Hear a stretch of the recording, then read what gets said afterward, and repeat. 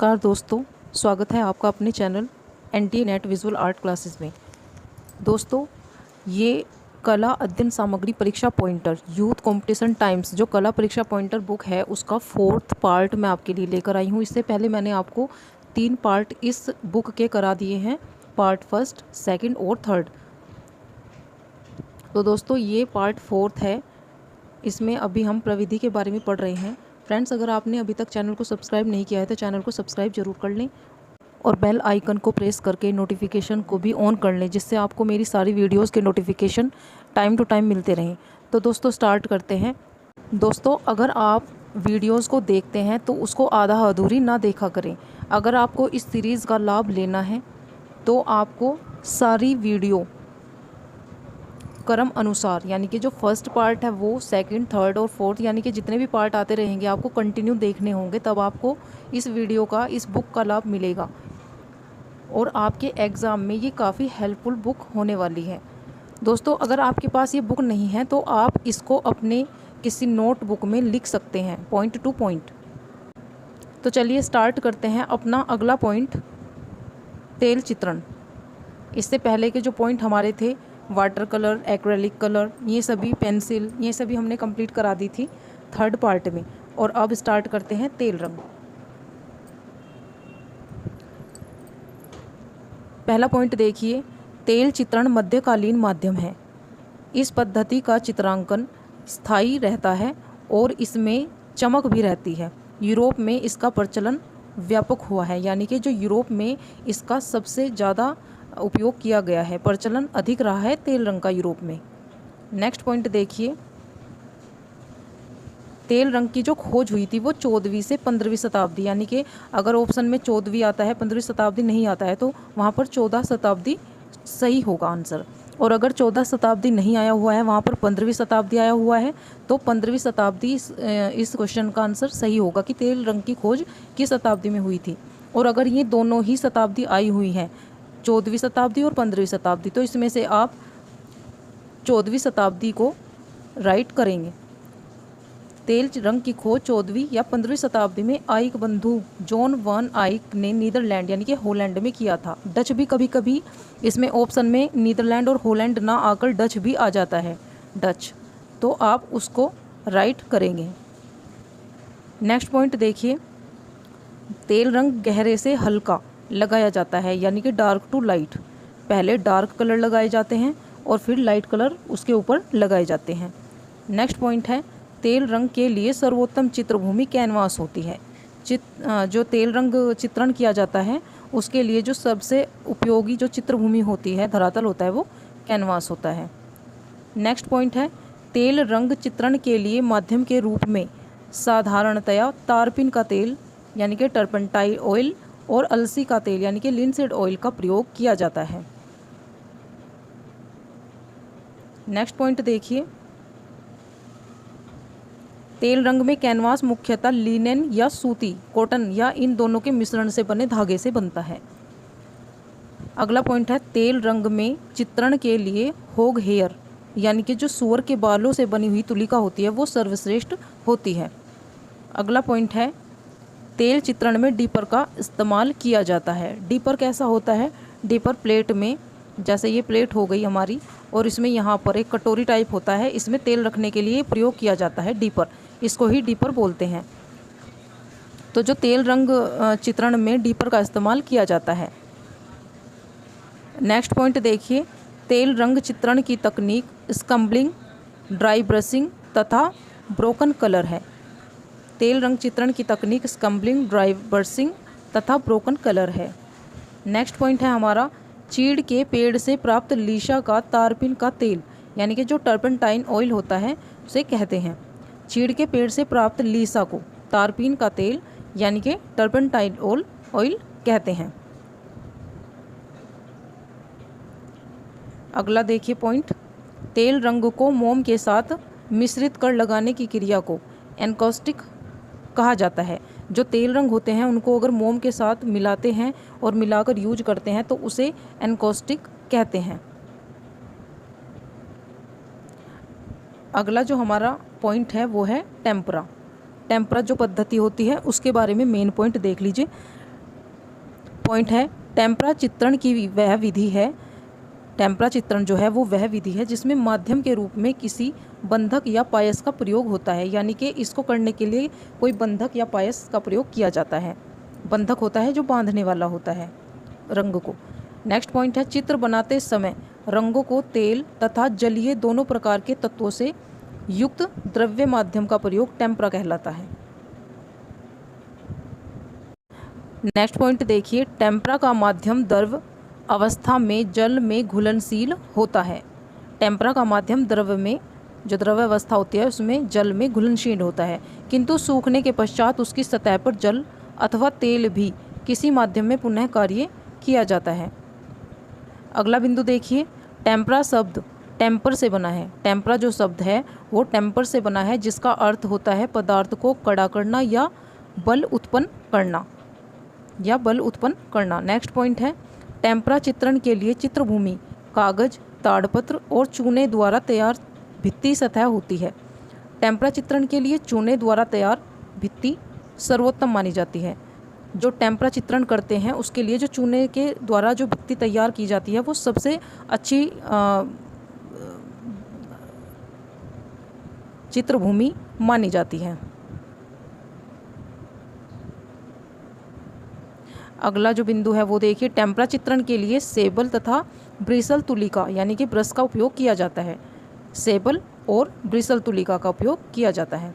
अगला पॉइंट है टेम्परा चित्रण में विभिन्न परतों पर काम किया जाता है। टेम्परा चित्रण जो होता है उसमें अनेक परतें लगा सकते हैं चित्र आकृति में। नेक्स्ट पॉइंट है आर्द्र माध्यम के अंतर्गत जल रंग, तेल रंग, एक्रेलिक आदि माध्यम आते हैं। जो आर्द्र माध्यम होते हैं उसके अंतर्गत जल रंग, तेल रंग, एक्रेलिक आदि माध्यम आते हैं। नेक्स्ट पॉइंट देखिए, प्रारंभिक यूनानी शवपेटिका पर किए गए चित्रण में टेम्परा का प्रयोग किया गया था। यानी कि जो प्रारंभिक यूनानी एक शवपेटिका थी उस पर चित्रण में टेम्परा का प्रयोग किया गया था, टेम्परा रंगों का।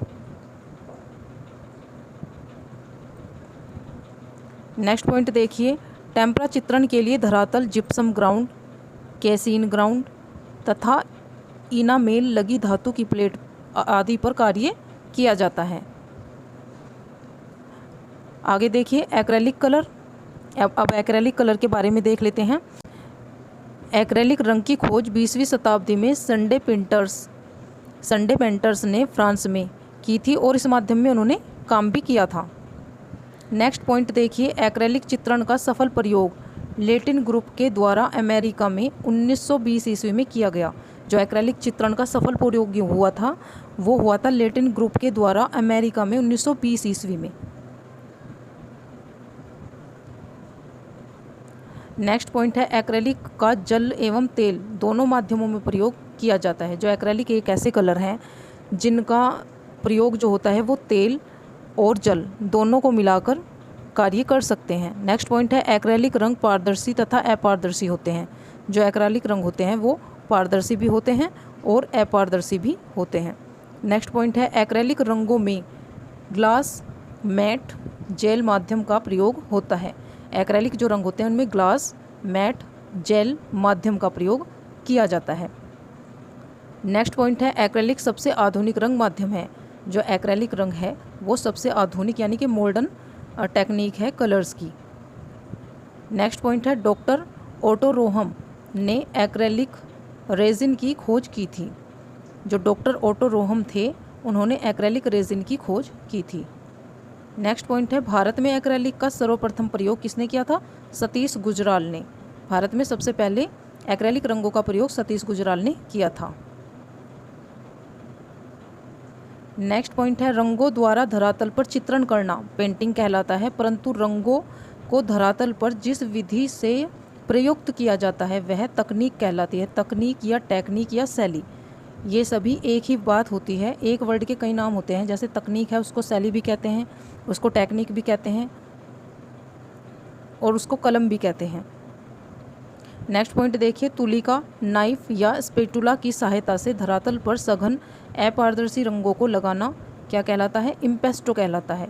इम्पेस्टो कहलाता है। नेक्स्ट पॉइंट है इम्पेस्टो का आरंभ ब्रिटिश चित्रकार जॉन व्रेटवाइट ने किया, जॉन ब्रेट बाई ने किया था। नेक्स्ट पॉइंट देखिए, भित्ति चित्रण। भित्ति चित्रण, भित्ति चित्रण की रचना की परंपरा बहुत प्राचीन मानी जाती है, या ये बहुत प्राचीन है, क्योंकि सबसे पहले गुफाओं में जो चित्र मिले हैं वो भित्तियों पर मिले हैं, शिला चित्र मिले हैं। तो ये जो भित्ति चित्रों की रचना है वो ये परंपरा काफ़ी पुरानी है, प्राचीन है। नेक्स्ट पॉइंट है, भित्ति चित्रण की एक विधा जिसमें प्लास्टर गीला होने पर रंगों को लगाया जाता है, फ्रेस्को चित्रण कहलाता है। गीला प्लास्टर जो होता है भित्ति चित्रण का, उसको फ्रेस्को चित्रण कहा जाता है। नेक्स्ट पॉइंट है, फ्रेस्को चित्रण में धरातल पर प्लास्टर की 3 परत लगाई जाती हैं। फ्रेस्को चित्रण में धरातल पर प्लास्टर की 3 परत लगाई जाती हैं। नेक्स्ट पॉइंट देखिए, फ्रेस्को की 2 तकनीक होती हैं, फ्रेस्को सेको और दूसरी होती है फ्रेस्को बुनो। फ्रेस्को सेको और फ्रेस्को बुनो। नेक्स्ट पॉइंट है, फ्रेस्को बुनो को फ्रेस्को चित्रण कहते हैं। नेक्स्ट पॉइंट है, दीवार पर बने चित्रों को भित्ति चित्र कहते हैं। अगला पॉइंट है, भित्ति चित्रण परंपरा की शुरुआत जोगीमारा गुफा से मानी जाती है। अगला बिंदु है, फ्रेस्को सेको सूखे भित्ति पर किया जाता है। जो फ्रेस्को सेको चित्रण किया जाता है वो सूखी भित्ति पर किया जाता है। अगला पॉइंट है, भित्ति चित्रण की तकनीक टेम्परा, सिग्रेफिटो तथा फ्रेस्को होती है। नेक्स्ट पॉइंट है, फ्रेस्को सेको तकनीक में वैक्स वार्निश की जाती है। फ्रेस्को सेको तकनीक में वैक्स वार्निश की जाती है। अगला पॉइंट है, सिग्रेफिटो का विकास 13वीं शताब्दी में यूरोप में हुआ था। जो सिग्रेफिटो का पद्धति है उसका विकास 13वीं शताब्दी में यूरोप में हुआ था। अगला पॉइंट है, नीचे वाली परत को खुरचना सिग्रेफिटो कहलाता है। नीचे वाली जो परत होती है उसको खुरचना ही सिग्रेफिटो कहलाता है या कहा जाता है। नेक्स्ट पॉइंट देखिए, सिग्रेफिटो को जिस टूल का प्रथम अंकन या खुरचा जाता है उसे स्टाइल्स कहा जाता है। नेक्स्ट पॉइंट है, क्रेयॉन से बने चित्रों पर डामर वार्निश प्रयुक्त की जाती है। क्रेयॉन से बने चित्रों पर डामर वार्निश का प्रयोग किया जाता है। अगला पॉइंट है, 2 रंगों को प्रत्यक्ष धरातल पर पास लगाकर मिश्रण का प्रभाव उत्पन्न करना दृष्टिगत मिश्रण, ऑप्टिकल मिक्सचर कहलाता है। अब देखते हैं वॉश विधि।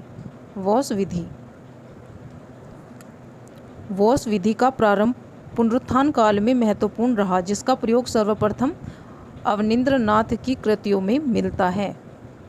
अगला पॉइंट है, जल रंग चित्रण की एक विद्या जिसमें एक रंग को धरातल पर लगाकर सूखने पर उसे बार बार धोना, पुनः रंगना, फिर धोना क्या कहलाता है? वॉश पद्धति या वॉश कहलाता है।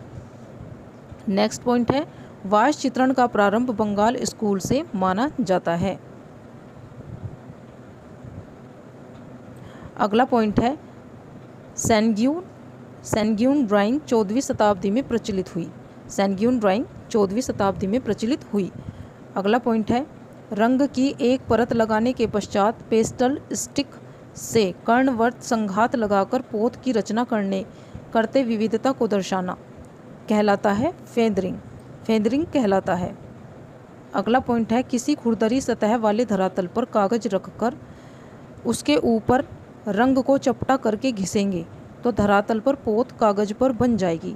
इसी को फ्रंटेज या फ्रोंताज, इसको फ्रंटेज और फ्रोंताज भी कहते हैं। जो माध्यम और प्रविधि हैं उनकी जो मुख्य शब्दावली है या मेन जो पॉइंट हैं वो देख लेते हैं। पेस्टल रंग के लिए एक धरातल खुरदरा होना चाहिए। अगला बिंदु देखिए, रंगत के हल्केपन तथा गहरेपन को तान कहते हैं। नेक्स्ट पॉइंट है, किसी एक आकृति को अन्य आकृति की तुलना में प्रमुखता देना प्रभाविता कहलाता है। नेक्स्ट पॉइंट है, परिप्रेक्ष्य लेटिन भाषा का मूल शब्द है। नेक्स्ट पॉइंट है, जिस स्थान पर खड़े होकर कलाकार दृश्य को देखता है स्थिर बिंदु कहलाता है, वह स्थिर बिंदु कहलाता है। अगला पॉइंट है, क्षैतिज रेखा के वे बिंदु जहां आकृतियों की दोनों अथवा तीनों ओर की सीमा रेखाएं आकर मिलती हैं अदृश्य बिंदु कहलाता है। नेक्स्ट पॉइंट देखिए, स्थिर बिंदु को दृष्टि से मिलाने वाली रेखा को दृष्टिपथ कहते हैं। जो स्थिर बिंदु को दृष्टि से मिलाने वाली रेखा होती है उसे दृष्टिपथ कहते हैं। अगला पॉइंट है, किसी निश्चित कोण से वस्तु को देखने पर उसमें जो लघुता आ जाती है उसे स्थितिजन्य लघुता कहते हैं। नेक्स्ट पॉइंट है, जो पदार्थ के कणों को बांधता है, जो पदार्थ रंग के कणों को बांधता है उसे बाइंडर कहते हैं, बाइंडर या बंधक कहते हैं। अगला पॉइंट देखिए, कैनवास क्लॉथ को फ्रेम पर कसने के पश्चात उस पर स्तर की जो परतें लगाई जाती हैं उसे भूमि बंधन कहते हैं। नेक्स्ट पॉइंट है, जब चित्र पूर्ण रूप से सूख जाए तो वार्निश का प्रयोग करना चाहिए। जब चित्र पूरी तरह सूख जाए तो उस पर वार्निश का प्रयोग करना चाहिए। अगला पॉइंट है, तेल चित्रों को जिस स्टैंड पर रखकर चित्रण किया जाता है उसे इंजल कहते हैं। नेक्स्ट पॉइंट है, जल रंग कागज को गीला करके बोर्ड पर कागज ब्राउन टेप से चिपकाया जाता है उसे माउंटिंग कहते हैं। अगला पॉइंट है, छोटे बिंदुओं द्वारा छाया प्रकाश का ध्यान रखते हुए चित्रण करना बिंदु वर्तना या स्टिपलिंग कहलाता है। अगला पॉइंट देखिए, स्मंजिंग अर्थात कठोर किनारों को अंगूठे या उंगली की सहायता से मिक्स या रब करते कठोरता को कम करना स्फूमेटो कहलाता है। नेक्स्ट पॉइंट है, इंटेग्लियो की वह तकनीक जो जल रंग वास के समान प्रभाव उत्पन्न करती है उसे क्या कहते हैं? एक्वाटिंट। इंटेग्लियो की वह तकनीक जो जल रंग वास के समान प्रभाव उत्पन्न करती है उसे एक्वाटिंट कहते हैं। अगला पॉइंट है, रंगों को मिश्रित करने के लिए लकड़ी या प्लास्टर की प्लेट को रंग प्लेट कहते हैं। नेक्स्ट पॉइंट देखिए, दो रंगों को कोमलतापूर्वक कैनवास पर तुलिका से मिश्रित करने को ब्लेंडिंग कहते हैं। दो रंगों को कोमलतापूर्वक कैनवास पर तुलिका से मिश्रित करने को ब्लेंडिंग कहते हैं। अगला पॉइंट है, ड्राई ब्लेंडिंग करने के लिए कागज को कस के लपेटकर पेंसिल के आकार का टूल को टोरचोन कहते हैं। अगला पॉइंट है, रंगों की बूंदों को धरातल पर डालकर मुंह से फूंक मारना या स्ट्रा की सहायता से फूंक मारकर कलात्मक पोत की रचना करना ब्लोन ब्लोट्स कहलाता है। अगला पॉइंट है, बिना किसी मिश्रण के रंगों के अलग अलग स्ट्रोक लगाना जो मोज़ाइक के समान प्रभाव उत्पन्न करे उसे ब्रोकन कलर कहते हैं। इसका जो सर्वप्रथम प्रयोग किया था वो कॉन्स्टेबल ने किया था। अगला बिंदु है, तुलिका, नाइफ या स्पैचुला की सहायता से धरातल पर सघन अपारदर्शी रंगों को लगाना इम्पेस्टो कहलाता है। नेक्स्ट पॉइंट है, सूखे हुए कठोर ब्रश या टूथ ब्रश से रंगीन धरातल उंगली के अग्रभाग से स्प्रे करना स्पेटरिंग कहलाता है। नेक्स्ट पॉइंट है, तेल रंगों से चित्रण करने की यदि धरातल पर गाढ़ा रंग लगा दिया जाए तो उसे कागज की शीट से सोख लिया जाता है उसे टोंकिंग कहते हैं। नेक्स्ट पॉइंट है, एक ही कोट से संपूर्ण चित्र को एक बार में पूर्ण करना अला प्राइमा कहलाता है। अगला पॉइंट देखिए, जॉन कॉन्स्टेबल ने रंगों को सीधे कैनवास पर लगाने के लिए ग्रिसाइल पद्धति का आविष्कार किया जॉन कॉन्स्टेबल ने।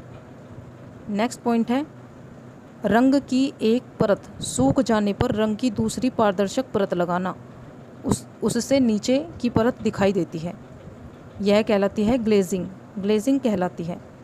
नेक्स्ट पॉइंट है, कागज की कतरन धरातल पर चित्रण के स्थान पर विभिन्न वस्तुओं को चिपकाकर जो रचना की जाती है उसे कहते हैं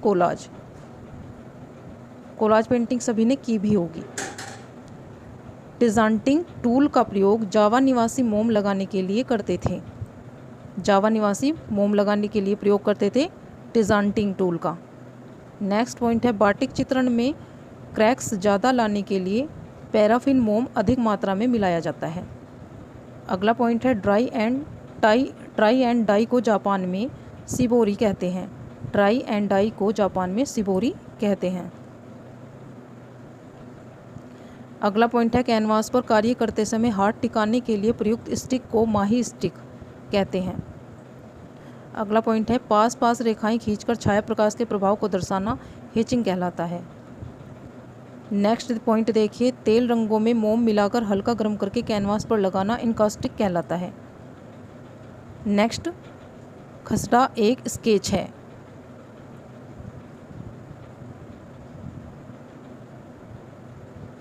नेक्स्ट पॉइंट, रूप के अंदर निहित भाव को अर्थसार कहते हैं।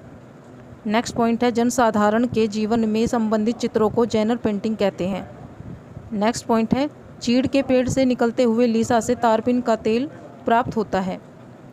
नेक्स्ट पॉइंट है, विभिन्न आकृतियों की सज्जा हेतु अनेक प्रकार के बेल बूटे आदि से चित्रण करने को अलंकारिकता कला कहते हैं।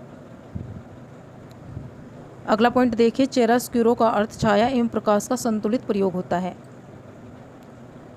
चियरोस्क्यूरो का प्रयोग लियोनार्डो दा विंची ने किया था। चियरोस्क्यूरो जो पद्धति थी उसका प्रयोग लियोनार्डो दा विंची ने किया था। और नेक्स्ट पॉइंट है, व्यावहारिक कार्यों में काम आने वाली कला को व्यापारिक कला कहते हैं। व्यापारिक कला या उपयोगी कला कहते हैं। फ्रेंड्स, ये आपका फर्स्ट चैप्टर कंप्लीट हो गया है, जो 4 भागों में डिवाइड है, यानी कि part first, part second, part third और पार्ट फोर्थ। ये पार्ट फोर्थ है और ये फर्स्ट चैप्टर आपका कंप्लीट हो गया है। दोस्तों, अगर आपको वीडियो अच्छी लगी हो तो वीडियो को लाइक करें। चैनल अगर अभी तक सब्सक्राइब नहीं किया है तो चैनल को सब्सक्राइब ज़रूर कर लें और अपने फ्रेंड्स के साथ इस वीडियो को शेयर ज़रूर कर दें। Thank you.